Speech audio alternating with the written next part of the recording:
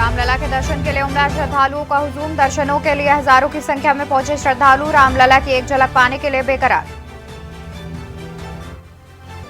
दिन में 6 बार होगी रामलला की आरती। जारी होंगे पास। 24 घंटे के 8 पहर पर होगी अष्टयाम सेवा। आरती के समय श्रद्धालुओं के मंदिर में एंट्री रहेगी बंद। स्वतंत्रता संग्राम के महानायक सुभाष चंद्र बोस की जयंती आज। सीएम योगी आदित्यनाथ ने प्रतिमा पर किया माल्यार्पण। पराक्रम दिवस पर लाल किला जाएंगे पीएम मोदी। यहां से भारत पर्व का भी शुभारंभ करेंगे पीएम। आज से शुरू होकर 31 जनवरी तक चलेगा अभियान। सुप्रीम कोर्ट में आज शाही ईदगाह मस्जिद की एसएलपी पर सुनवाई। स्टे आदेश पर सुप्रीम कोर्ट में सुनवाई। पंजाब, हरियाणा, यूपी में शीतलहर 27 जनवरी तक। 8 राज्यों में कोल्ड डे का अलर्ट। देश के 16 राज्य कोहरे की चपेट में। आप देख रहे हैं की न्यूज, खबरों का सारथी।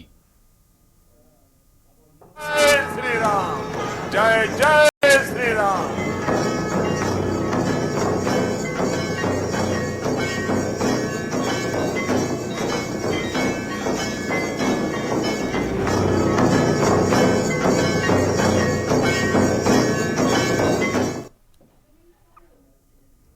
नमस्कार, मैं हूं आपके साथ अवंतिका अवस्थी और हम बात करेंगे अवध पधारे अवधपति पर, जहां पर हजारों की भीड़ के कारण राम मंदिर में एंट्री बंद कर दी गई है। श्रद्धालुओं की भीड़ को देखते हुए आरएएफ के मोर्चे पर तैनात किया गया है। श्रद्धालुओं की भीड़ को देखते हुए आरएएफ को मोर्चे पर तैनात किया गया है। श्रद्धालुओं के लिए बढ़ाया जा सकता है दर्शन का समय।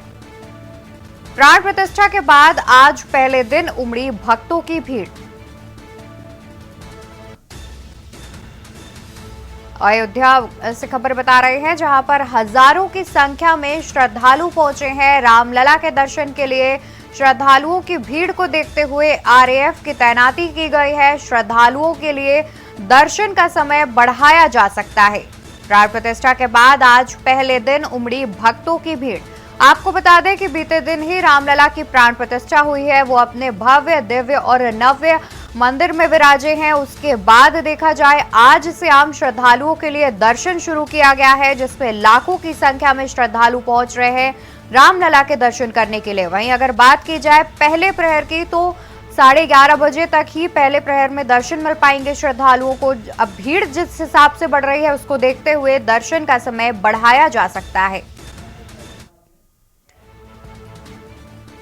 तो आपको बता दें कि जितनी संख्या में भीड़ बढ़ती नजर आ रही है, कहीं ना कहीं मंदिर प्रशासन की ओर से दर्शन का समय बढ़ाया जा सकता है, ये जानकारी सामने आ रही है। वहीं जिस तरीके से श्रद्धालुओं की भीड़ देखी जा रही है, उस भीड़ को कंट्रोल करने के लिए, स्थिति को काबू में रखने के लिए पुलिस प्रशासन के साथ साथ आरएएफ की भी तैनाती की गई है, जिससे किसी प्रकार की समस्या ना उत्पन्न हो और सभी लोग आराम से रामलला के दर्शन कर पाए।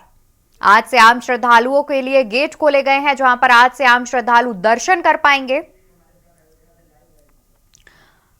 तो वहीं हमारे साथ रामनगरी अयोध्या से आरपी सिंह हमारे संवाददाता भी जुड़े हुए हैं। आरपी, देखा जाए तो आज पहले दिन आम श्रद्धालुओं के लिए गेट खोले गए हैं, जब वो दर्शन कर पाएंगे। और जिस तरीके की भीड़ दिख रही है, कहीं ना कहीं ये बात सामने आ रही है कि मंदिर प्रशासन दर्शन करने का समय बढ़ा सकता है। जी, आपको बताते चले रामनगरी अयोध्या में जो इसको काफी भीड़ है। आप जिधर निगाह डालेंगे उधर ही हमारे कैमरामैन से कहेंगे चारों तरफ भी दिखाएगा। इतनी भीड़ है यहाँ पे कि आप देख पा रहे हैं, हम इसमें हनुमानगढ़ी के गेट पे हैं। पूरी जो है रामनगरी अयोध्या जो है इस समय इतनी भीड़ पूरा तरह और प्रशासन व्यवस्था इतनी चार चौबंद कर दी गई है। लोग लंबी लंबी लाइनों पे हनुमानगढ़ी का दर्शन पूजन कर रहे हैं। लंबी लाइन लगाए हुए हैं। यहाँ पे जितना देख पाएंगे भीड़ ही नजर आएगी आपको, केवल सर ही दिखाई देता है, क्योंकि ये राम की नगरी अयोध्या 500 वर्षों में लोगों ने तैयार किया है, वो पल आ चुका है। भाई साहब, क्या कहना चाहेंगे सुबह रामनगरी अयोध्या में? राम मंदिर बनने से बहुत बहुत खुशी है। सामने जी लोग लगे रहे। आज इतनी भीड़ है, आप देख पा रहे हैं कितना लंबा लोग पीछे से दूर से दर्शन पूजन कर रहे हैं। क्या कहेंगे इस समय? किलोमीटर दूर तो पैदल आ रही, सभी जगह क्या है, भीड़ ज्यादा है। इस चक्कर में थोड़ी सी कठिनाइयां हो रही है, लेकिन आराम से दर्शन हो रहा है। आराम से जी। आपको बताया चले, अभी तो दर्शन आप देखिए यहाँ पे आएंगे, पूरी व्यवस्था यहाँ प्रशासन व्यवस्था आप देख पा रहे हैं। पूरी चार चौबंद व्यवस्था यहाँ पे की गई है। यहाँ पे जिधर आप जितनी दूर तक देखेंगे उतनी देर तक लोग लाइनों में दर्शन पूजन कर रहे हैं और लंबी सफर दूरी तय कर रहे हैं। हर तरफ आपको केवल सर ही नजर आएगा और राम माथे पे राम लिखा और जयकारों से पूरी अयोध्या गूंज रही है। जी बिल्कुल आरपी, देखा जा रहा है कि काफी भीड़ हनुमानगढ़ी के आसपास भी मौजूद है। वहीं आरपी देखा जाए तो आज मंगलवार का दिन भी है और मंगलवार का दिन श्री हनुमान जी को समर्पित रहता है और उसके बाद श्री राम भी विराज चुके हैं, तो कहीं ना कहीं भीड़ जो है काफी देखी जा रही है। हनुमानगढ़ी में भी दर्शन किए जा रहे हैं लगातार और श्रद्धालु भी लगातार श्री राम के दर्शन करने के लिए भी पहुंच रहे हैं। जी अंतिका, यहाँ हनुमानगढ़ी से लेकर राम जन्मभूमि पर जितने पथ हैं सब भरे हुए हैं। यहाँ पे प्रशासन ने बहुत घुमा करके व्यवस्था की है कि वहां पे जो दर्शन पूजन करेंगे तो कहीं कहीं दूर के करेंगे, तो इनको घुमा करके जो व्यवस्था के लिए सुचारू रूप से जो है हनुमानगढ़ी चाहे जो चारों तरफ से लंबी लाइनों में घुमाया है प्रशासन ने कि आदमी जो है घूम के जाए, क्योंकि भीड़ को नियंत्रण करने के लिए जगह जगह पे व्यवस्था बनाए गए, बैरियर बनाए गए और जगह जगह पर वो भी लगाए गए हैं कि महिलाएं अलग जाएंगी, पुरुष अलग जाएंगी। तो सबकी व्यवस्थाओं के लेकर प्रशासन ने यहाँ पर 4 चौबंद व्यवस्थाएं की गई है और जगह जगह यहाँ पे जो और हर जगह पे हर आदमी जो है बहुत नम्र भाव से कहीं ना कोई धक्का मुक्की मार रहा है। हर आदमी इंतजार कर रहा है कि हम आराम से जाएंगे, दर्शन पूजन करेंगे, क्योंकि भगवान राम की 500 वर्षों की तपस्या है। यहाँ लोगों का धैर्य भी बहुत तगड़ा है कि आदमी लाइनों में लग करके सुबह 4 बजे से लाइनों में लग करके दर्शन पूजन कर रहा है, अपने जीवन को धन्य बना रहा है। ये वो पल है जो बिना खाए पिए लोग जो दर्शन पूजन कर रहे हैं। क्या कहना चाहेंगे गुरु जी? जय श्री राम। जय श्री राम। आपको कैसा लग रहा है पति लंबी लाइनों से? ತುಂಬಾ ಚೆನ್ನಾಗಿದೆ ಇದು ನೋಡ್ಬೇಕು ಅಂದ್ರೆ ನಮ್ಮ ಜನ್ಮ ಸಾರ್ಥಕ ಆಗುತ್ತೆ। ಎಷ್ಟೋ ಜನ್ಮ ಮಾಡಿರುವಂತ ಪುಣ್ಯ ಇದು ಈ ತರ ಒಂದು ಕ್ಷೇತ್ರದಲ್ಲಿ ಬಂದು ಈ ತರ ಒಂದು ಕ್ಷೇತ್ರದಲ್ಲಿ ನಾವು ಬಂದು ರಾಮನ ದರ್ಶನ ಮಾಡ್ತಾ ಇದೀವಿ। ಅದು ಒಂದು ತುಂಬಾ ಖುಷಿಯಾಗುವಂತ ವಿಚಾರ। ಯಾರಿಗೆ ತಾಯಿಗೆ ಮಗುವಿಗೆ ಯಾವ ರೀತಿ ತಾಯಿಗೆ ಇಷ್ಟ ಆಗುತ್ತೋ ಅದೇ ರೀತಿಯಾಗಿ ಪರಮಾತ್ಮ ಎಲ್ಲರನ್ನೂ ತಾಯಿ ಸ್ಥಾನದಲ್ಲಿ ನಿಂತು ಎಲ್ಲರನ್ನೂ ಲೋಕ ರಕ್ಷಣೆ ಮಾಡಿ ಅಂದ್ಬಿಟ್ಟು ನಾವಿನಿಂದನೇ ದೇವರಿಗೆ ಪ್ರಾರ್ಥನೆ ಮಾಡ್ತೀವಿ। ಜೈ ಶ್ರೀರಾಮ್। जय श्री राम। कहीं ना कहीं यहाँ आप जो अपनी भाषाओं में चाहे तमिल कहा हो चाहे जहाँ के जितने लोग आए हैं अपनी भाषाओं में बोल रहे हैं, वो सब राममय में पूरी तरह डूब चुके हैं। उनका आप पूरी पीछे देख पा रहे हैं कितनी लंबी लाइन है। यहाँ सीआरपीएफ सब लगाई गए लाइनों में, आप देख पा रहे हैं। अभी बात कराते ये लोग कितने लंबी दूरी से आकर के क्या कहना चाहेंगे? हमारे सेल्फी ले रहे हैं राम श्री राम। जय जय। ये देखिए आप कितनी दूरी से लाइन आप देखिए लोग, और ना कोई धक्का मुक्की कर रहा है ना कोई कुछ कर रहा है, क्योंकि ये पूरी नगरी राम की नगरी अयोध्या। राम क्या कहना चाहेंगे भाई साहब? भैया जय श्री राम। जय श्री राम। जी जी तो यहाँ पे आप देख पा रहे हैं पूरी लाइनें बहुत लंबी लाइन है, जितनी दूरी तक आप देख पाएंगे उतने पूरी लंबी। और यहाँ पे जो है सीआरपीएफ पीएफसी जो है पूरी व्यवस्था के लिए सुचारू रूप से जुटी हुई है कि यहाँ पे और ना कोई धक्का मुक्की कर रहा है ना कोई, बराबर आराम से भगवान राम में पूरी लोग व्याप्त है। आप देख पा रहे कितनी लंबी ये हनुमानगढ़ी की लाइन है। आप राम जन्मभूमि की लाइन देखे तो क्या कहना चाहेंगे गुरु जी? हर हर महादेव। हर हर महादेव। पूरे जय श्री राम। तो ये है राम की नगरी अयोध्या। आप पूरा देख पा रहे हैं, कम से कम मान के चलिएगा कि किलोमीटर के ऊपर यहाँ पे लाइनें लगी है जो हनुमानगढ़ी का दर्शन पूजन करेंगे यहाँ पे। जी बिल्कुल। और देखा जा रहा है तो जिस तरीके से रामलला भी विराज चुके हैं उसके बाद हनुमानगढ़ी में भी दर्शन पूजन का लगातार जारी है। हुजूम उमड़ रहा है श्रद्धालुओं का। देखा जा रहा है कि कई लंबी लाइनों में लगकर लोग अपनी बारी का इंतजार कर रहे हैं। वही ये भी जानकारी सामने आ रही है कि जिस तरीके से राम मंदिर में इतनी भीड़ उमड़ रही है, सुरक्षा व्यवस्थाएं की गई हैं, उसी प्रकार से हनुमानगढ़ी में भी सुरक्षा व्यवस्थाएं की गई हैं। लेकिन साथ ही आरपी ये भी जानना चाहेंगे कि क्या श्रद्धालुओं को किसी प्रकार की परेशानी हो रही है दर्शन पूजन करने में? जी उनका आपको बताना चाहेंगे यहाँ पे राम भक्त है, इतना धैर्यवान है कि पूरा जो है ये 4 घंटा लाइन में खड़े रहेंगे, लेकिन यहाँ पे कोई दिक्कत नहीं हो। प्रशासन इतनी 4 चौबंद व्यवस्था की गई है कि यहाँ सुरक्षा के लिहाज से कोई दिक्कत नहीं। अंदर भी मंदिर के अंदर प्रांगण में भी व्यवस्था सुटेबल कर दी गई है। 4 जगह गेट भी खोल दिए गए हैं दर्शन पूजन के लिए कि आदमी वहां दर्शन पूजन करे, उसके बाद दर्शन पूजन। तो कहीं ना कहीं उसकी व्यवस्थाओं के लिए यहाँ प्रशासन 4 चौबंद व्यवस्था है और पीएससी सीआरपीएफ अपनी व्यवस्था लगा दी गई है यहाँ पे कि जो राम भक्त आ रहे हैं उनको कोई कठिनाई का सामना नहीं करना पड़ रहा है। जी बिल्कुल, और देखा जा रहा है कि काफी ज्यादा भीड़ उमड़ रही है, लगातार श्रद्धालुओं का आना चालू है। देश के अलग अलग कोने से श्रद्धालु आ रहे हैं, और देखा जा रहा है तो कई ऐसे भी श्रद्धालु हैं जो कि दक्षिण भारतीय है, और मतलब देश के कोने कोने से श्रद्धालुओं के पहुंचने का सिलसिला लगातार जारी है, जो कि राम मंदिर में दर्शन करने के बाद हनुमानगढ़ी में दर्शन पूजन कर रहे हैं। आरपी, देखा जाए तो हम चाहेंगे कि आप श्रद्धालुओं से बातचीत करें। जी जी ओंदिका जी, भाई साहब कहाँ से आए हैं, क्या कहना चाहिए? अच्छा, क्या कहना चाहेंगे रामनगरी अयोध्या में? तो ओंदिका, यहीं पे जो है आप लाइन पे देख पा रहे हैं श्रद्धालु जो तमिलनाडु से भी लोग आए हैं, बाहर से भी लोग आ रहे हैं। अभी बात कराते हैं यहाँ पे गुरु जय श्री राम, कहाँ से आए हैं? जय श्री राम, मुंबई से आए। मुंबई से आए, क्या कहना चाहेंगे इस पल को? बहुत ऐतिहासिक पल है।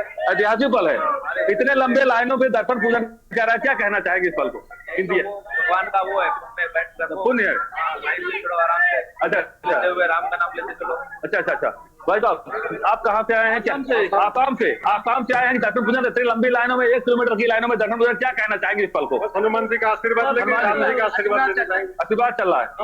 तो कहीं ना कहीं आप देख पा रहे हैं यहाँ पे इतनी लंबी लाइन है कि जितना चला जाए, और पूरे लोग राममय में व्याप्त हो चुके हैं। और देखिए कैसा क्या हाल है, कहाँ से आई है, कहाँ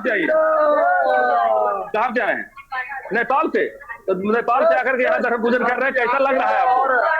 बहुत अच्छा लग रहा है, बहुत अच्छा लग रहा है। तो नेपाल से भी लोग आ रहे हैं, और जय श्री राम के नारों से पूरी तरीके से गूंज रही है ये राम की नगरी अयोध्या, जिसका जितना वर्णन किया जाए उतना कम है यहाँ पे। तो ये इतनी लंबी लाइन से लोग दर्शन पूजन कर रहे हैं कि आपको पता चले। जी बिल्कुल, जिस तरीके से देश के कोने कोने से ही नहीं बल्कि आसपास के पड़ोसी देशों से भी कई श्रद्धालु जो हैं वो पहुंच रहे हैं रामलला का दर्शन पूजन करने के लिए, और उसके बाद हनुमानगढ़ी पहुंच रहे हैं। और वहीं जिस तरीके से देखा जा रहा है, काफी हुजूम उमड़ा हुआ है श्रद्धालुओं का। आज पहले दिन रामलला की आरती की गई है, उसी में श्रद्धालु पहुंचे हुए हैं। और बहुत शुक्रिया आरपी आपका ज्यादा जानकारी हमारे दर्शकों तक पहुंचाने के लिए। तो जिस तरीके से पहले दिन श्रद्धालुओं का हुजूम उमड़ रहा है, प्राण प्रतिष्ठा के बाद पहली बार आम श्रद्धालुओं के लिए दर्शन खोले गए हैं। सुबह से ही श्रद्धालु लंबे लंबे लाइनों में लगकर अपनी बारी का इंतजार कर रहे हैं। वहीं आपको बता दें कि के न्यूज पर दिखी रामलला की पहली आरती, दिव्य मंदिर में रामलला की भव्य आरती। प्राण प्रतिष्ठा के बाद रामलला की पहली आरती। रामलला की पहली आरती में भक्ति में लीन दिखे श्रद्धालु। के न्यूज पर दिखी रामलला की पहली आरती। खबर हम आपको बता दें, जहां पर दिव्य मंदिर में रामलला की आज भव्य आरती की गई। आज प्राण प्रतिष्ठा के बाद रामलला की पहली आरती उतारी गई है। रामलला की पहली आरती में भक्ति में लीन दिखे श्रद्धालु। के न्यूज पर दिखी रामलला की पहली आरती। तो वही बता दें कि अयोध्या राम मंदिर में सोमवार को रामलला विराजमान हो गए हैं। प्रधानमंत्री नरेंद्र मोदी ने विधि पूर्वक अनुष्ठान की सारी रस्में पूरी की और रामलला की प्राण प्रतिष्ठा की। इस दौरान स्वामी गोविंद देव गिरिजी महाराज ने जल पिलाकर पीएम मोदी का व्रत खुलवाया। राम मंदिर में 500 साल बाद रामलला विराजमान हुए, जो कि भारत में एक नए कालखंड के आगाज का संदेश भी लेकर आए हैं।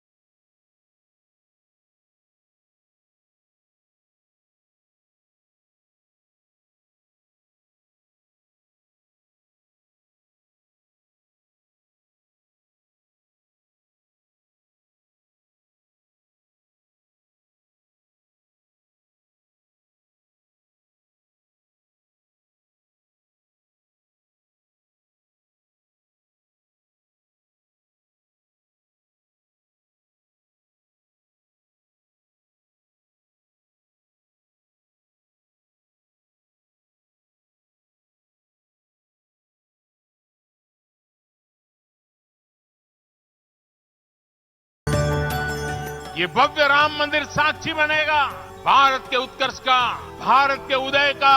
ये भव्य राम मंदिर साक्षी बनेगा भव्य भारत के अभ्युदय का, विकसित भारत का।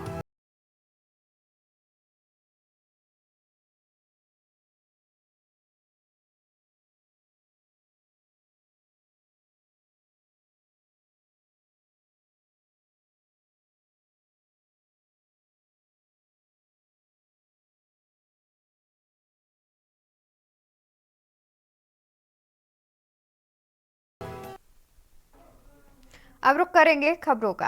खबर आपको बता दें मोगा से, जहां पर मोगा शहर के भीमनगर के पास एक महिला और उसके बच्चे की ट्रेन की चपेट में आने से महिला की मौके पर ही मौत हो गई, जबकि बच्चे ने हॉस्पिटल में दम तोड़ दिया।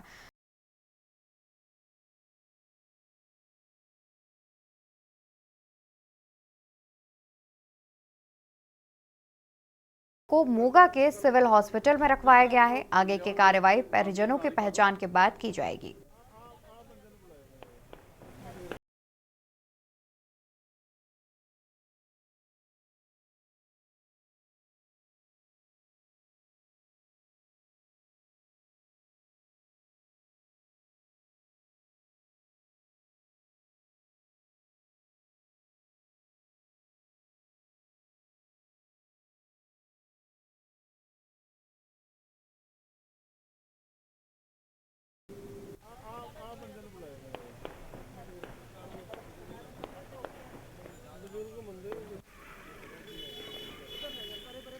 ਰੇਲਵੇ ਪੁਲਿਸ ਵੱਲੋਂ ਹੀ ਗੱਲ ਹੋਈ ਸੀ। ਉਹ ਕਹਿੰਦੇ ਵੀ ਇਦਾਂ ਕਰਕੇ ਇੱਥੇ ਰੇਲ ਨਾਲ ਟਕਰਾਰ ਹੋਣ ਦੇ ਕਾਰਨ ਵੀ ਇੱਕ ਐਕਸੀਡੈਂਟ ਹੋਇਆ ਆ ਤੇ ਜਿਹੜਾ ਸਾਨੂੰ ਕਾਲ ਆਈ ਸੀ ਵੀ ਅਸੀਂ ਉਹਨੂੰ ਦੋ ਹੋਏ ਸੀਗੇ ਤੇ ਉਹਨਾਂ ਚੋਂ ਜਿਹੜਾ ਇੱਕ ਮੁੰਡਾ ਸੀਗਾ ਉਹਨਾਂ ਨੂੰ ਫਸਟ ਏਡ ਦੇਣ ਦੇ ਲਈ ਅਸੀਂ ਇੱਥੇ ਐਮਰਜੈਂਸੀ ਦੇ ਵਿੱਚ ਲੈ ਕੇ ਆਂਦਾ ਉਹਨਾਂ ਨੂੰ ਤੇ ਇੱਕ ਬੱਚੇ ਨੂੰ ਲੈ ਕੇ ਆਂਦਾ ਸੀਗਾ। ਉਸ ਤੋਂ ਬਾਅਦ ਜਿਹੜਾ ਸੀਗਾ ਜੀ ਉਹਨਾਂ ਦੇ ਨਾਲ ਇੱਕ ਲੇਡੀਜ਼ ਵੀ ਸੀਗੀ, ਉਹਨਾਂ ਦੀ ਉੱਥੇ ਮੌਕੇ ਤੇ ਲੱਗਾ ਹੋ ਗਈ ਸੀਗੀ, ਮੌਤ ਹੋ ਗਈ ਸੀਗੀ, ਜਿਹਦੇ ਨਾਲ ਵੀ ਉਹਨਾਂ ਨੂੰ ਹੁਣ ਅਸੀਂ ਲੈ ਕੇ ਆਂਦਾ ਸੀਗਾ ਤੇ ਹੁਣ ਬਾਕੀ ਦੀ ਅੱਗੇ ਦੀ ਜੋ ਕਾਰਵਾਈ ਬਣਦੀ ਆ ਉਹ ਮੁਲਾਜ਼ਮ ਇਹ ਅੱਗੇ ਦੇਖਣਗੇ ਆਪਣਾ ਰੇਲਵੇ ਮੁਲਾਜ਼ਮ ਤੇ ਜਿੱਦਾਂ ਵੀ ਹੋਣਗੇ ਸਾਨੂੰ ਦੱਸ ਦੇਣਗੇ। ਠੀਕ ਇਹ ਜੀ ਸਾਨੂੰ station master Moga on duty ਨੇ ਸਾਨੂੰ ਇੱਕ ਮੈਸੇਜ ਦਿੱਤਾ ਸੀ ਜੀ ਵੀ ਜਿਹੜਾ ਕਿਲੋਮੀਟਰ ਨੰਬਰ 67 ਦਾ 7-8 ਹੈ ਜੀ ਭੀਮਨਗਰ ਕੋਲੇ ਜੀ ਤੇ ਉੱਥੇ ਇੱਕ ਬੱਚਾ ਤੇ ਇੱਕ ਲੇਡੀਜ਼ ਟ੍ਰੇਨ ਦੀ ਲਪੇਟ ਵਿੱਚ ਆ ਗਏ ਆ ਜੀ ਤੇ ਜਿਹੜੀ ਬੱਚੇ ਦੀ ਆ ਜਿਹੜੀ ਮੌਤ ਉਹ ਹਸਪਤਾਲ ਜਾ ਕੇ ਹੋਈ ਹੈ ਤੇ ਲੇਡੀ ਦੀ ਮੌਕੇ ਤੇ ਹੋ ਗਈ ਹੈ। ਕਿੰਨੀ ਕੁ ਉਮਰ ਦੀ ਲੇਡੀ ਦੇਖਣ ਨੂੰ ਲੱਗ ਰਹੀ ਹੈ ਤੇ ਬੱਚਾ ਕਿੰਨੀ? ਹਾਂ ਲੇਡੀ ਦੀ ਉਮਰ ਅੰਦਾਜ਼ਾ ਜੀ 40 ਸਾਲ ਲੱਗਦੀ ਹੈ ਜੀ ਤੇ ਬੱਚੇ ਦੀ ਉਮਰ ਹੈ ਜਿਹੜੀ ਉਹ 3 ਮਹੀਨੇ ਹੈ। ਹਾਂਜੀ ਤੇ ਇਹਦੇ ਚ ਕੋਈ ਹੋਰ ਵੀ ਜ਼ਖਮੀ ਹੋਇਆ ਜੀ? ਹਾਂਜੀ ਇੱਕ ਬੰਦਾ ਹੋਰ ਜ਼ਖਮੀ ਹੈ, ਮੁੰਡਾ ਹੈ ਜਿਹੜਾ ਉਹ 22-23 ਸਾਲ ਦਾ ਜੀ। ਰੇਲਵੇ ਪੁਲਿਸ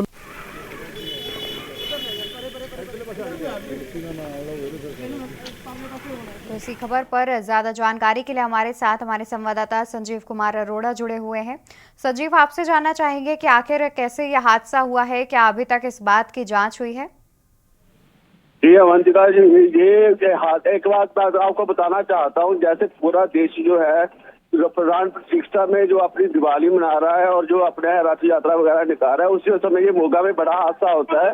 एक जो महिला ट्रेन की चपेट में आ जाती है जिसकी मौके पर ही मौत हो जाती है और जो बच्चा 3 महीने तकरीबन है उसकी मौत हो जाती है। उसको बचाने के लिए जो एक नौजवान बीच में आता है और वो गंभीर रूप से जख्मी हो जाता है, जिसको कि मोगा के सरकारी अस्पताल से रेफर कर फरीदकोट मेडिकल हॉस्पिटल में जो रेफर कर दिया जाता है। वही जो पुलिस मुलाजिमों का कहना है, उनके पास जो सूचना आई है उनको कॉल आती है कि एक महिला की ट्रेन से आने से पेट से जख्मी हो गए। वो तुरंत ही जो समाज सेवा सोसाइटी है उनको कॉल करते हैं और जब मौके पर पहुंचते हैं तो देखते हैं कि महिला की मौत हो चुकी होती है। मगर अभी कुछ भी इसमें कहना मुश्किल नहीं कहा जा सकता कि महिला ने खुदकुशी करने की कोशिश की या अचानक चपेट में आ गई। वो अभी तक पुलिस वालों का कहना है कि उनकी पहचान नहीं हो सकी। जब तक पहचान नहीं होगी अब तक उसके बारे में कुछ भी कहना मुश्किल है। जी अवंतिका। जी संजीव, और जिस तरीके से यह हादसा हुआ, जानकारी अभी सामने आ रही है कि जो युवक उन्हें बचाने गया था वो भी गंभीर रूप से घायल हो गया है। फिलहाल उसकी कैसी स्थिति है? जी मतलब वो अभी तक गंभीर रूप से जख्मी होने के कारण उसकी नाजुक हालत को देखते हुए उसको फरीदकोट मेडिकल में रेफर कर दिया गया है। अभी कुछ भी कहना मुश्किल है अभी उसकी हालत कैसे है। अभी देखना होगा आने वाले टाइम में उसकी हालत को कैसे सुधार आता है, क्या होता है। जी बिल्कुल, बहुत शुक्रिया संजीव आपका ज्यादा जानकारी दर्शकों तक पहुंचाने के लिए। तो मोगा से खबर बता रहे थे जहां पर ट्रेन की चपेट में आने से एक महिला और एक बच्चे की मौत हो गई है, तो वहीं बचाने आया युवक भी घायल हो गया है। यहां रुकेंगे एक छोटे से ब्रेक के लिए। आप देख रहे हैं की न्यूज, खबरों का सारथी।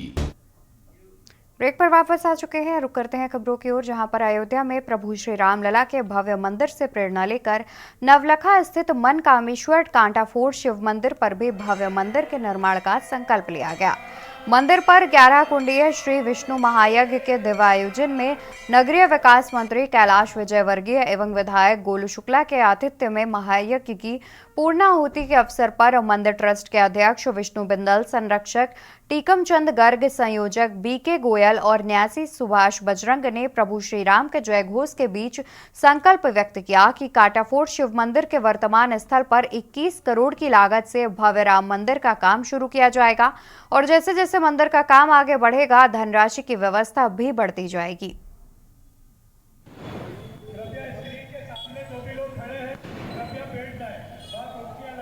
भगवान राम का अपने जन्म स्थान पर प्रवेश ये दुनिया के लिए बहुत ही अद्भुत घटना है और भारत के लिए, भारतीयों के लिए तो ये एक तरीके से सनराइजिंग है, उगता हुआ सूरज के समान है। मुझे लगता है कि जो हमने सोचा है 2047 में मोदी जी ने जो संकल्प दिलाया कि भारत दुनिया का सबसे ताकतवर देश बने, और वास्तव में आज आधारशिला इसी बात की रखी गई है कि भारत दुनिया का सबसे ताकतवर देश बनेगा और हर भारतीय आज गौरवान्वित है, सब लोग गौरवान्वित है क्योंकि इस जन्मभूमि को प्राप्त करने के लिए लाखों लोगों ने अपने प्राणों की आहुति दी है। बता दें कि अयोध्या की तर्ज पर इंदौर में मंदिर निर्माण की बात सामने आ रही है। इसी पर ज्यादा जानकारी के लिए हमारे साथ अनिल चौधरी, हमारे संवाददाता मध्य प्रदेश से जुड़े हुए हैं। अनिल, देखा जाए तो जिस तरीके से अयोध्या की तर्ज पर राम मंदिर के निर्माण की बात सामने आ रही है इंदौर में, जिसमें एक धनराशि भी स्वीकृत कर दी गई है कि इतनी धनराशि पर बनेगा और उसके बाद धनराशि बढ़ाई जाएगी, अतिरिक्त क्या कुछ जानकारी है? इसमें ये कहा गया है कि कैलाश जी ने जो यज्ञ के द्वारा एक महासंकल्प लिया है कि अयोध्या में श्री प्रभु श्री राम लला का जो भव्य मंदिर बना है उसी से प्रेरणा लेकर इंदौर में भी एक भव्य मंदिर की निर्माण किया जाएगा, जिसकी लागत करीब 21 करोड़ रुपए होगी।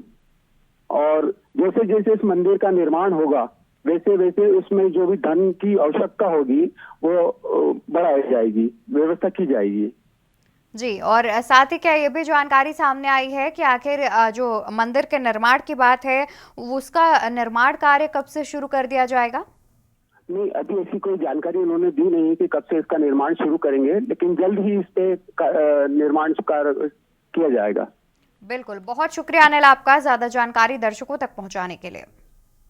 तो आपको बता दें कि जिस तरीके से भव्य राम मंदिर का निर्माण किया गया है उसी तरीके से इंदौर में भी राम मंदिर के निर्माण की बात सामने आ रही है। अयोध्या की तर्ज पर राम मंदिर के निर्माण की बात सामने आ रही है।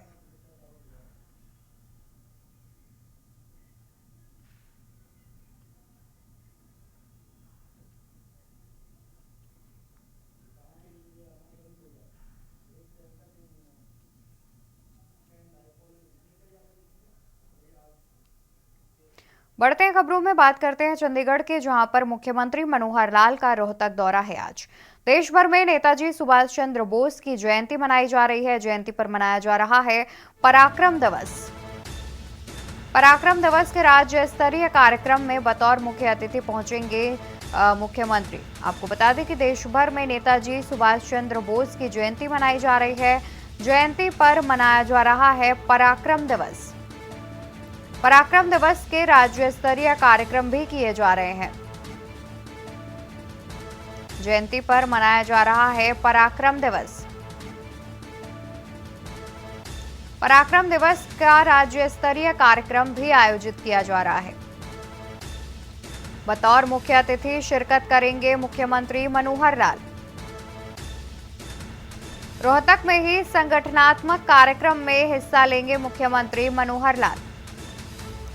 तो खबर हम आपको बता दें, जहां पर मुख्यमंत्री मनोहर लाल का रोहतक दौरा है। आज देश भर में नेताजी सुभाष चंद्र बोस की जयंती मनाई जा रही है। जयंती पर मनाया जा रहा है पराक्रम दिवस। पराक्रम दिवस के राज्य स्तरीय कार्यक्रमों का भी आयोजन किया जा रहा है। तो इसी खबर पर ज्यादा जानकारी के साथ हमारे साथ ब्यूरो चीफ विनोद गुप्ता जुड़े हुए हैं। विनोद जी, देखा जाए तो जिस तरीके से मुख्यमंत्री का कार्यक्रम लगा है, जिसमें वो आज सुभाष चंद्र बोस की जयंती भी है, जिस पर पराक्रम दिवस का आयोजन किया जा रहा है, जिसमें बतौर मुख्य अतिथि शिरकत करने की बात भी सामने आ रही है। जी बिल्कुल, देखिए मुख्यमंत्री मनोहर लाल खट्टर का जो आज प्रोग्राम है वो रोहतक के अंदर है और खासकर देश भर में जो सुभाष चंद्र बोस जी की जयंती मनाई जा रही है उसको लेकर हरियाणा के अंदर राज्य स्तरीय जो प्रोग्राम रोहतक के अंदर होने जा रहा है उसमें शिरकत करने वाले हैं, पहुंचने ही वाले हैं। क्योंकि 11 बजे का समय था, परंतु थोड़े से मौसम की वजह से लेट हो रहा है प्रोग्राम, परंतु मुख्यमंत्री मनोहर लाल जी पहुंचने वाले हैं और नेताजी सुभाष चंद्र बोस जी की जयंती के अवसर पर मुख्य अतिथि भी है, जिसको पराक्रम दिवस के तौर पर मनाया जा रहा है। उसके बाद जो है रोहतक में ही संगठनात्मक की बैठक लेंगे, बीजेपी नेताओं की बैठक लेंगे लोकसभा चुनाव को देखते हुए। जी बिल्कुल, और जिस तरीके से भी आपने जानकारी दी कि लोकसभा चुनाव को देखते हुए बैठक भी कर सकते हैं आज मुख्यमंत्री और कार्यक्रम में भी बतौर मुख्य अतिथि शिरकत करेंगे। बहुत शुक्रिया विनोद जी आपका ज्यादा जानकारी दर्शकों तक पहुंचाने के लिए। तो आपको बता दें कि आज मुख्यमंत्री मनोहर लाल का रोहतक दौरा है, जिसमें आज नेताजी सुभाष चंद्र बोस की जयंती के अवसर पर मुख्य अतिथि के तौर पर शिरकत करेंगे। और यहाँ रुकेंगे एक छोटे से ब्रेक के लिए। ब्रेक के बाद आप खबरें देखेंगे हमारी सहयोगी यशी शुक्ला के साथ। आप देख रहे हैं के न्यूज, खबरों का सारथी।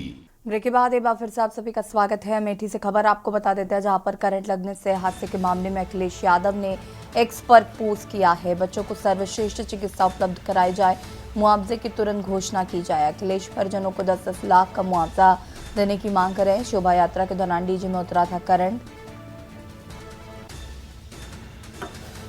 अखिलेश यादव ने मामले को लेकर एक्स पर पोस्ट किया है।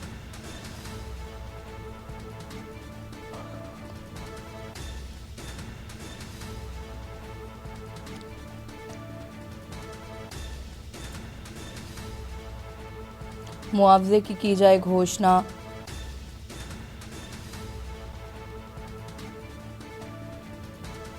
अखिलेश यादव ने की मांग।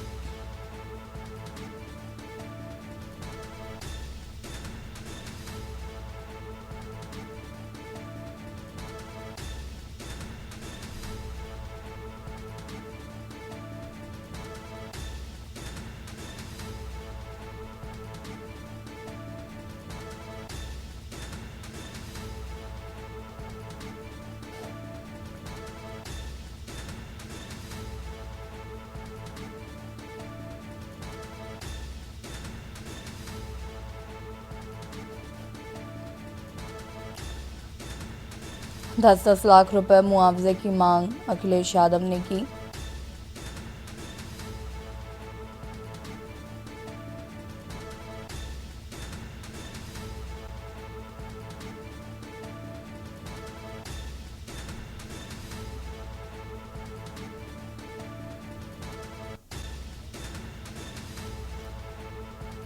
और इसी खबर पर ज्यादा जानकारी के लिए संवाददाता रणविजय हमारे साथ जुड़ चुके हैं। रणविजय जी, क्या कुछ जानकारी है? अखिलेश यादव ने एक्स पर पोस्ट किया और साथ ही साथ मांग की है कि जल्द से जल्द मुआवजा दिया जाए। जी, मैं बिल्कुल बताना चाहूंगा कि कल जो है रात का शाम का मामला है, संग्रामपुर थाना क्षेत्र के, जहाँ पे हाई टेंशन तार की चपेट में आने से 9 बच्चे जो है बुरी तरह से झुलस गए थे, जिसमें से एक को ट्रॉमा सेंटर लखनऊ रिफर किया गया है। उसी पे जो है ये अखिलेश यादव का ट्वीट आया है सामने, इस पे उन्होंने मुआवजे की मांग की है। जी बिल्कुल, बहुत शुक्रिया आपका तमाम जानकारी के लिए।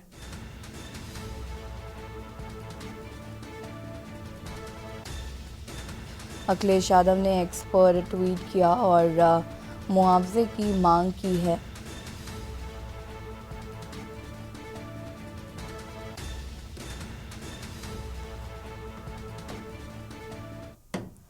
आगरा से खबर, जहां पर पुलिस और महाराष्ट्र की जॉइंट कार्रवाई। थाना घोटी जिला नासिक महाराष्ट्र में लूट। पुलिस ने घटना में शामिल 2 अभियुक्तों को गिरफ्तार किया है। पीली सफेद धातु के आभूषण बरामद किए हैं। माल की 1,46,54,00,000 बरामद किए हैं। घटना के लिए इस्तेमाल 2 पहिया वाहन बरामद किए गए हैं। महाराष्ट्र पुलिस ने आगरा पुलिस से साधा था संपर्क। सर्विलांस की मदद से आरोपियों को पकड़ा गया है। थाना खेरागढ़ क्षेत्र का पूरा मामला बताया जा रहा है। लखनऊ से खबर, जहां पर 14वें राष्ट्रीय मतदाता दिवस कार्यक्रम पर जिला निर्वाचन अधिकारी सूरपाल गंगवार होंगे शामिल। कल सुबह 8 बजे से चौक स्टेडियम तक वॉकथॉन, सुबह 11 बजे से चौक स्टेडियम में पतंगबाजी प्रतियोगिता।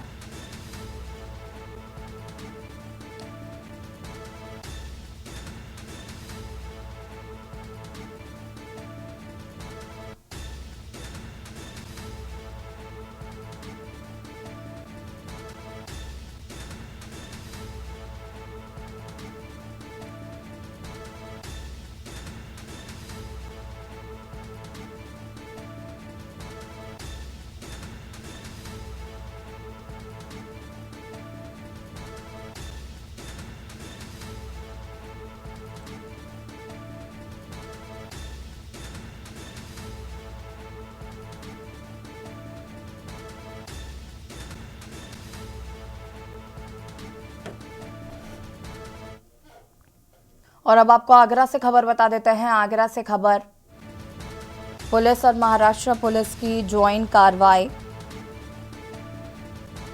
आरोपियों को किया गया गिरफ्तार। थाना गोटी, जिला नासिक, महाराष्ट्र में लूट की घटना का पुलिस ने किया पर्दाफाश।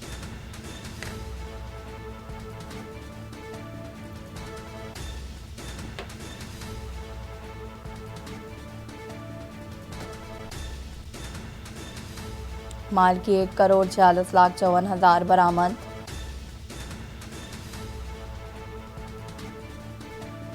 घटना के लिए इस्तेमाल 2 4 पहिया वाहन बरामद। महाराष्ट्र पुलिस ने आगरा पुलिस से साधा सा संपर्क। सर्विलांस की मदद से आरोपियों का मिला सुराग। घटना के लिए इस्तेमाल 2 4 पहिया वाहन बरामद किए गए हैं।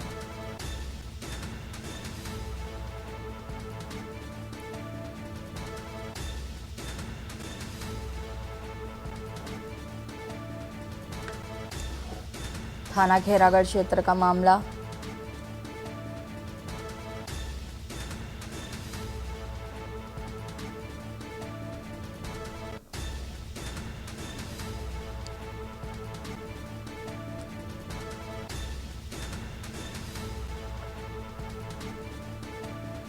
पुलिस ने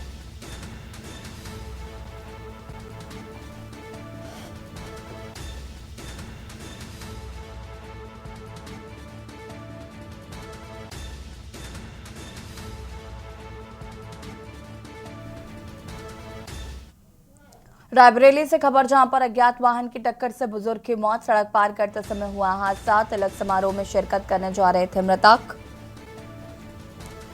पुलिस ने शव पोस्टमार्टम के लिए भेजा। बछरावा कस्बे के पंचायत कार्यालय के पास हुआ हादसा। तिलक समारोह में शिरकत करने जा रहे थे युवक।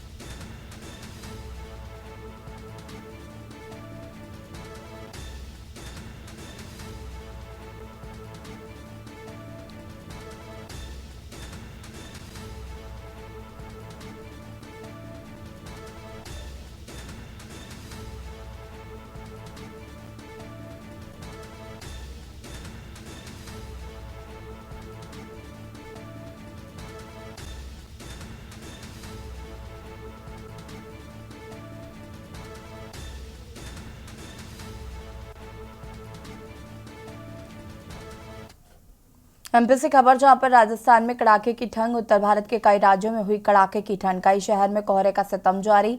शीतलहर के कारण ठंड ने बढ़ाई परेशानी। पंजाब, हरियाणा और यूपी में छाया घना कोहरा। राज्यों में 27 जनवरी तक जारी रहेगी शीतलहर। राजस्थान में भी 26 जनवरी तक छाया घना कोहरा। एमपी में 24 तारीख तक रहेगी ठंड। हरियाणा, पंजाब में धुंध और कोल्ड वेव का रेड अलर्ट जारी किया गया है।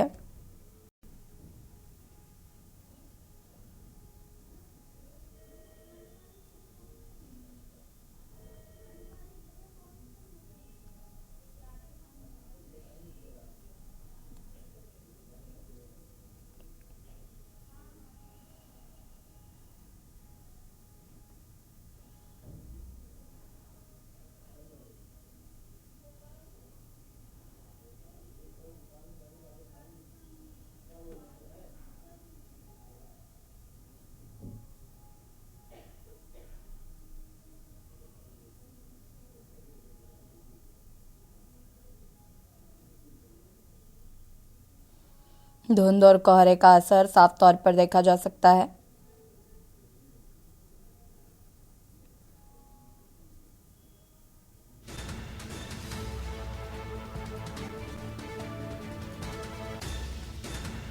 कई शहरों में धुंध और कोहरे का कहर, शीतलहर के कारण बढ़ाई ठंड में परेशानी।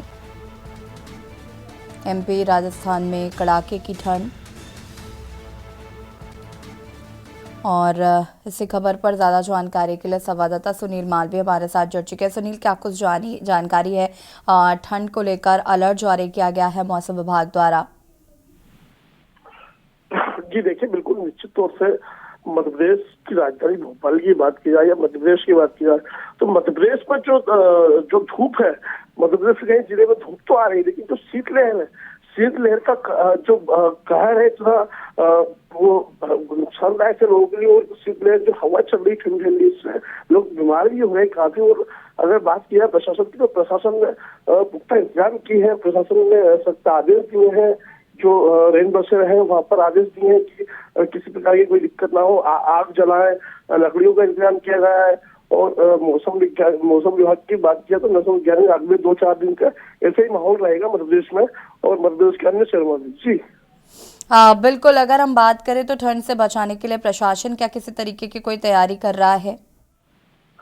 जी बिल्कुल, सूबे के मुख्यमंत्री मोहन यादव कुछ दिन पहले रोड पर निकले हुए थे और उन्होंने निरीक्षण किया। और जो प्रशासन है उस प्रशासन को आदेश दिए हैं कि किसी भी व्यक्ति की ठंड से मौत ना हो पाए, इसलिए ठंड से बचाव के जितने भी कार्य हैं, उपाय हैं, वो किए जाएं। और जो रेन बसेरे हैं वहां पर आग का इंतजाम किया जाए। ये ग्रामीण क्षेत्रों में जहाँ पर ज्यादा ही ठंड का कहर है, वहां पर भी लोगों को लकड़ियां उपलब्ध कराई जाए, जिससे वो लोग ठंड से बच सके। जी ठीक है, शुक्रिया बहुत बहुत तमाम जानकारी देने के लिए। और बता दें आपको कि प्रशासन पूरी तरीके से अलर्ट मोड पर है और प्रशासन द्वारा लगातार उन लोगों की भी मदद की जा रही है जो लोग कड़ाके की ठंड में रहने को मजबूर हैं।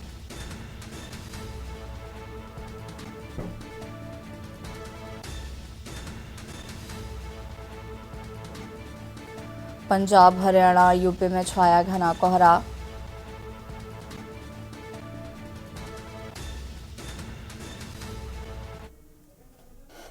बुलंदशहर से खबर, जहां पर कोहरे की चादर में ढका एनसीआर। सर्दी और घने कोहरे से लोगों की बढ़ी परेशानी। मजदूरों, किसानों को कार्य करने में हो रही परेशानी। कोहरे के कारण वाहनों की रफ्तार पर ब्रेक लग गया। विजिबिलिटी सामान से भी बेहद कम हो गई है। वाहन चलाने में लोगों को दिक्कतें आ रही हैं। सर्दी और भयंकर कोहरे से जीवन अस्त व्यस्त हो गया है।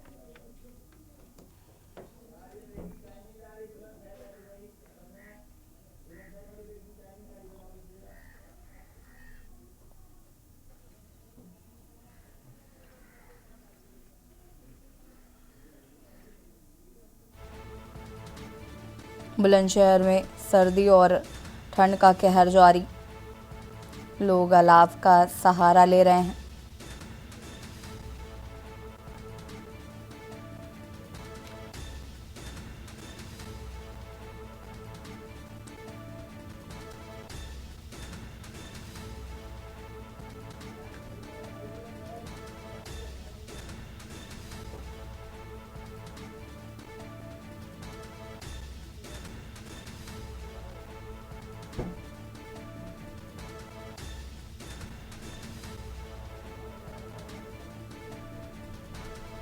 लोग ठंड में अलाव का सहारा लेने को मजबूर।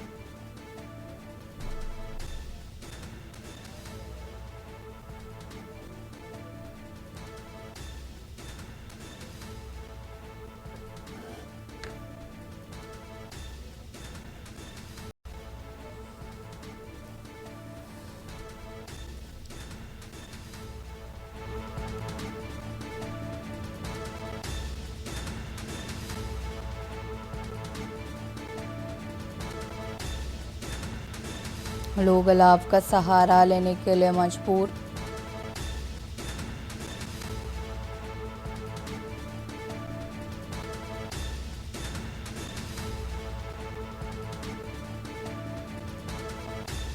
और इसी खबर पर ज्यादा जानकारी के लिए संवाददाता अनिल मेड़ा हमारे साथ जुड़ चुके हैं। अनिल, क्या कुछ जानकारी है? सर्दी और घने कोहरे से लोगों की परेशानी बढ़ती हुई नजर आ रही।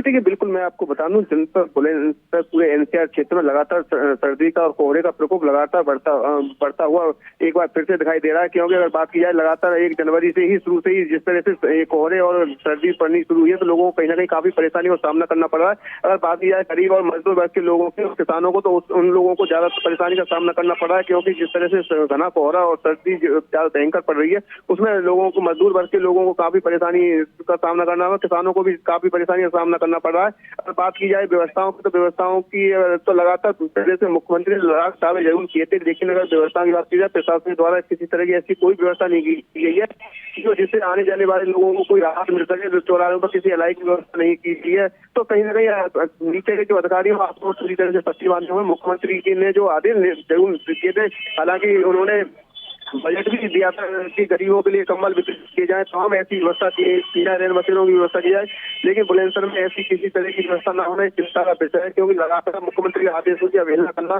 तो कहीं ना कहीं ये देखा जा रहा है कि जो अधिकारी हैं वो उनके आदेशों को मानने को तैयार नहीं है। आप देखना ये होगा कि लगातार मुख्यमंत्री के आदेशों को न मानने वाले अधिकारियों के खिलाफ किस तरह की कार्रवाई होती है। लेकिन फिलहाल जिस तरह से जो भयंकर सर्दी और कोहरे का जो प्रकोप बढ़ रहा है, उससे जनजीवन पूरी तरह से अस्त व्यस्त है। और बात की जाए जनपद बुलंदशहर पूरा एनसीआर का क्षेत्र है, एनसीआर में जिस तरह से कोहरा पड़ रहा है, उसको लेकर घने कोहरे वाहनों की रफ्तार पर ब्रेक भी लगे हैं और लोग खुद ही अपने अलाई की व्यवस्था कर रहे हैं, अलाई लगाकर खुद लोग ताप रहे हैं और सर्दी बढ़ाने की कोशिश कर रहे हैं। लेकिन प्रशासन की तरफ से किसी तरह की व्यवस्था न होने चिंता का विषय है। बहुत शुक्रिया आपका तमाम जानकारी साझा करने के लिए। सर्दी और भयंकर कोहरे से परेशानी लोगों की बढ़ती जा रही है, लोग लाभ का सहारा ले रहे हैं।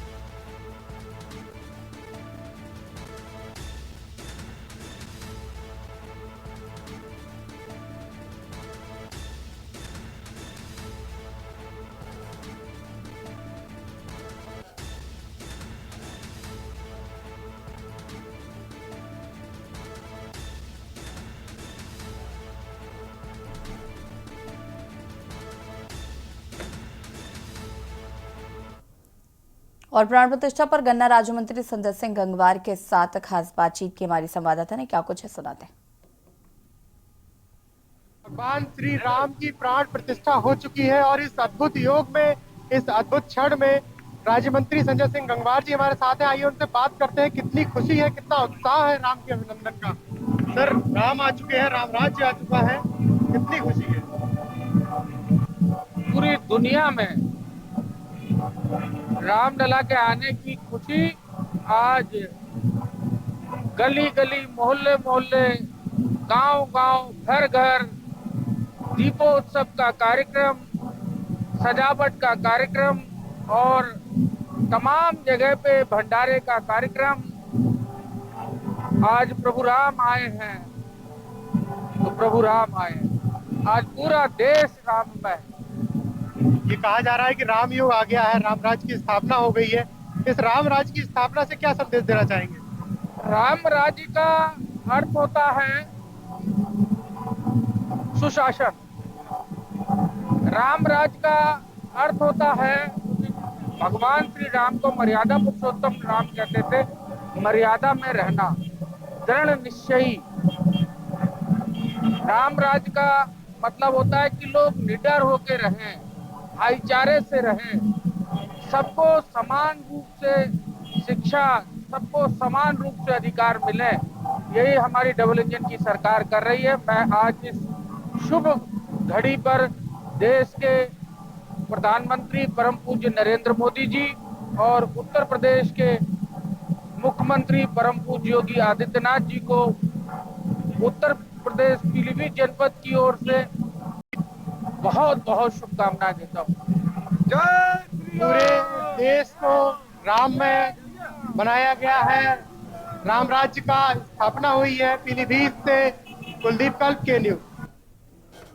और इसी बीच आपको दिल्ली से बड़ी खबर बता देते हैं। दिल्ली से बड़ी खबर, प्रधानमंत्री मोदी का दिल्ली लौटते ही बड़ा ऐलान। पीएम सूर्योदय योजना होगी आरंभ, हर घर सोलर।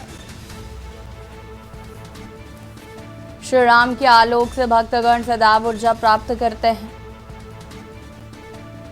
अयोध्या में प्राण प्रतिष्ठा पर मेरा ये संकल्प प्रशस्त हुआ।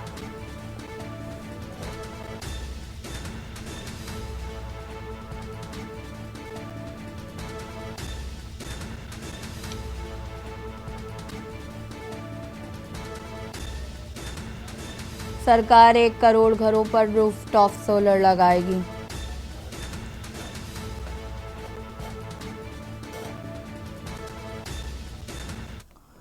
राम मंदिर प्राण प्रतिष्ठा के साथ ही देश में लोकसभा चुनाव की तैयारियां तेज हो चुकी हैं। एक और भाजपा राम मंदिर के जरिए चुनावी माहौल तैयार करे तो वहीं विपक्ष लगातार सरकार पर निशाना साध रहा और जीत के बड़े बड़े दावे भी कर रहा। यूपी की 80 लोकसभा सीटों को लेकर समाजवादी पार्टी की महिला सभा की प्रदेश अध्यक्ष रिबू श्रीवास्तव ने के न्यूज से खास बातचीत की है। क्या कुछ कहा है, सुनाते हैं। देश में लोकसभा चुनाव की तैयारियां तेज हो चुकी हैं। लगातार इंडिया गठबंधन की मीटिंग भी हो रही है, लेकिन सीटों को बंटवारे को लेकर अभी तक कोई बात नहीं बन पाई है। अगर बात यूपी की जाए तो विपक्ष के रूप में सबसे पहला नाम समाजवादी पार्टी का आता है। हमारे साथ इस वक्त समाजवादी पार्टी महिला सभा की प्रदेश अध्यक्ष रिबू श्रीवास्तव जी हैं। आइए उनसे बात करते हैं कि लोकसभा 2024 को लेकर समाजवादी पार्टी किस तरह से मैदान में उतरेगी। मैम, सबसे पहले तो 2024 लोकसभा का जो चुनाव होगा, कितनी तैयारियां हैं समाजवादी पार्टी? समाजवादी पार्टी की पूरी 80 सीटों पे बूथ स्तर तक की तैयारियां हैं और समाजवादी पार्टी के साथ उत्तर प्रदेश की पूरी जनता समाजवादी पार्टी के साथ खड़ी है और पूरी तैयारी में है समाजवादी पार्टी की को अधिक से अधिक सीटें जिताने के लिए। गठबंधन मीटिंगें लगातार हो रही है, लेकिन अभी तक सीटों के बंटवारे को लेकर बात नहीं बनी है। गठबंधन की बातें ऊपर लेवल पे होंगी। हमारे संगठन की जो तैयारी है वो पूरी 80 सीटों पे बहुत मजबूती से है और खास तौर से महिलाओं की तैयारी बूथ स्तर तक अच्छी तैयारियां हो रही हैं और महिलाएं पूरी तरह से उनका अंदर से मन से तैयार है कि समाजवादी पार्टी को अधिक से अधिक सीटें दिलाना है। उनको लगता है कि उनकी रसोई का बजट, उनका मान सम्मान, स्वाभिमान जो कुछ भी है वो समाजवादी पार्टी में है। उनके साथ नारी बंधन, अभिनंदन, नारी सुरक्षा, बेटी बचाओ बेटी पढ़ाओ, तमाम ऐसी बातें करके उनको जिस तरह से छला गया और जिस तरह से उनको झांसे में डाल करके इस भाजपा की सरकार ने अपनी सरकार बनाई है, उनको लगता है कि उनको छला गया है। उनके साथ अन्याय और अत्याचार लगातार बढ़ रहे हैं। उनकी बच्चियों के साथ कहीं भी वो बच्चियां सुरक्षित नहीं है, चाहे वो हाथरस की, बलिया की, देवरिया की, बनारस की घटना को अभी आप देख लीजिए। तो सभी भाजपा के नेताओं के साथ उन लड़कों की तस्वीरें हैं और उसके बाद भी उनको 2 महीने बाद पकड़ा गया और कार्रवाई के नाम पे अभी कुछ भी पता नहीं चल रहा है। तो सब तरफ से अभी डायल 100 की बच्चियां महीनों धरने पे बैठी रही और उनके साथ कुछ भी नहीं हुआ। सरकार ने कोई न्याय नहीं किया। अभी खिलाड़ियों को आप देख लीजिए, वहां इंटरनेशनल खिलाड़ियां हमारे देश की बैठी रह गई, उनके साथ कोई न्याय नहीं हुआ। आप अभी जाके देखिए लखनऊ के इको गार्डन में 6800 बच्चियां जिनकी नौकरियां कोर्ट से के आदेश के बावजूद भी उनको नहीं दी जा रही हैं, छोटे छोटे बच्चों को लेकर के इस ठंड के मौसम में वहां बैठी हैं और सरकार आंख बंद करके बैठी है। आप आए दिन देखेंगे कि लखनऊ की सड़कों पर यूं ही जहां पर हमारी सरकार में 102 योजना, एम्बुलेंस योजना शुरू की गई थी, 108 योजना, वो सब ध्वस्त पड़ी है। और राजभवन के सामने एक प्रसव पीड़ा में एक महिला थी, उसको एम्बुलेंस नहीं मिली, वहीं जमीन पे उसको बच्चा पैदा हुआ। तो सभी तरफ से महिलाएं बहुत बुरी तरह से परेशान है और आम घरों की महिलाएं भी समाजवादी पार्टी को जिताने के लिए मन बना चुकी हैं। आपने बहुत सारी योजनाओं की बात की, आज राम मंदिर का उद्घाटन भी हुआ है, आपने राम मंदिर की बात नहीं की। अगर राम मंदिर का देखा जाए, राम मंदिर की प्राण प्रतिष्ठा हुई है, कितना असर चुनाव पर राम मंदिर का पड़ेगा? भगवान राम हम सबके दिलों में हमेशा से हैं। भगवान राम कहीं से चल करके नहीं आए हैं। जो शाश्वत हैं, हमेशा सनातन है, हमेशा वो भगवान राम हमारे दिल में रहते हैं। और इसका असर चुनाव के लिए अगर कोई सोचता भी है तो इसका मतलब ये भगवान राम का एक चुनाव में इस्तेमाल करने वाली बात नहीं है। हम उनको दिल से मानते हैं और आम जनता को आज मंदिर के साथ साथ कोरोना जैसी महामारी से जूझ के निकली है जनता, उसे हॉस्पिटल भी चाहिए, उनके बच्चों के लिए उनको रोजगार भी चाहिए। मंदिर के साथ साथ हमें महंगाई भी कम चाहिए। हमारे घरों में जो छोटी छोटी चीजें हैं, टमाटर है, लहसुन है, धनिया, जीरा है, ये सब जो महंगी हो रही है और महिलाओं को आए दिन इन परेशानियों का सामना कर रहा है। महिला सुरक्षा जिस तरह से तार तार हो रही है, तो इन सब की भी व्यवस्था चाहिए। इसके साथ साथ हम सरकार से भी और ऊपर भगवान राम से भी प्रार्थना करते हैं कि वाकई में इस देश में राम राज आए और लोग खुशहाल हो। जैसा कि प्रदेश अध्यक्ष ने कहा कि भले ही राम मंदिर की प्राण प्रतिष्ठा हुई है, राम राज्य की बात की जा रही है, लेकिन कहीं ना कहीं राम मंदिर से ऊपर भी बहुत सारी समस्याएं हैं जो इस वक्त देश में है। चाहे नारी सुरक्षा की बात हो, नारी समस्या की बात हो, महंगाई की बात हो, बेरोजगारी की बात हो, इन सभी मुद्दों को लेकर कहीं ना कहीं सपा इस बार मैदान में है और लोकसभा चुनाव में जीत का दावा कर रही है। पीलीभीत से कुलदीप कल्प, के न्यूज। और लाइव न्यूज में फिलहाल होते हैं, देखते रहिए के न्यूज इंडिया। नमस्कार। आप देख रहे हैं के न्यूज, खबरों का सारथी।